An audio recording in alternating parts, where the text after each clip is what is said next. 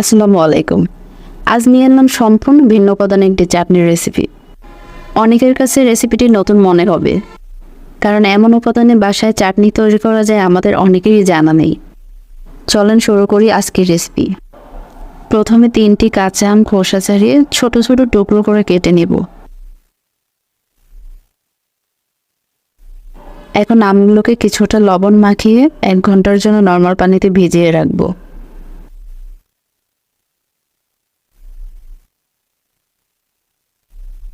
এক ঘন্টা পরে আমগুলো তুলে ধুয়ে নিলাম।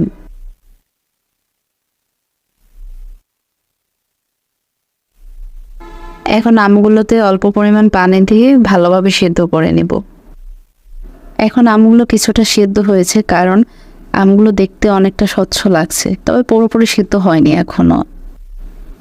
এখন আমি 2 টেবিল চামচ খেজুরের গুড় দিয়ে দিলাম। আপনারা চাইলে আপনাদের পছন্দ মতো যে কোনো ধরনের গুড় দিতে পারেন, চিনিও দিতে পারেন চাইলে, কারণ গুড় দিলে হয় কি স্বাদটা একটু ভালো আসে। এখন দিয়ে দিলাম একসাথে বেটে রাখা 1 চা চামচ সরিষা ও 3টি কাঁচামরিচের পেস্ট। এখন লবণ চেখে দেখে মনে হলো কিছুটা লবণ অ্যাড করতে হবে, এর জন্য কিছুটা লবণ দিয়ে দিলাম। কিশমিশ দিলাম 1/2 কাপ। তবে কিশমিশ হচ্ছে আজকের রেসিপির 2-3টি প্রধান উপকরণের একটি।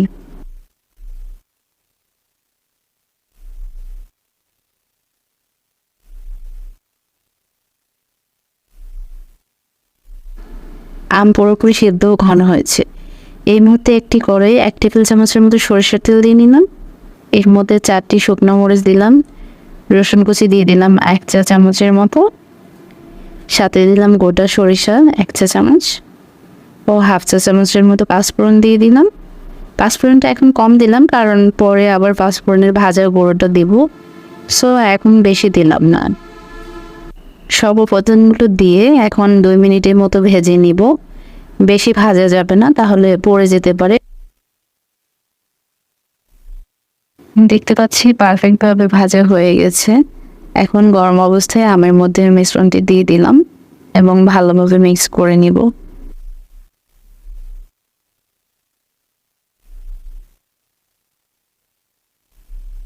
আচারটি বেশি দিন সংরক্ষণ করতে চাইলে 1/2 কাপ ভিনেগার দিয়ে 1 মিনিটের মতো জাল করে নেব।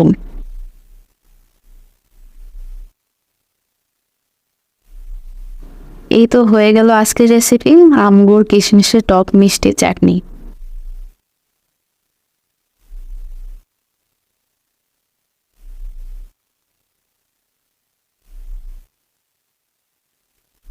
এখন আগে থেকে ভেজে রাখা পাঁচফোড়ন গুঁড়ো 1/2 চা চামচ দিয়ে একটু মিক্স করে তুলে ঠান্ডা করে নিব।